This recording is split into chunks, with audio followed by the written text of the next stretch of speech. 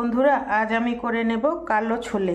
তার জন্য এই কালো ছোলা আমি রাতভর ভিজিয়ে রেখেছিলাম। এখন প্রেসার কুকারে 2-3টা সিটি দিয়ে সেদ্ধ করে নিচ্ছি। ছোলা করার জন্য প্রথমে 3 সিটি দিয়ে ছোলাগুলো আমি সেদ্ধ করে নিয়েছি। দিচ্ছি সর্ষের তেল, দিয়ে দিচ্ছি গোটা জিরা ভেজে নিয়েছি। এখন দিয়ে দেবো কিছুটা পেঁয়াজ কুচি, পেঁয়াজও ভেজে নিয়েছি।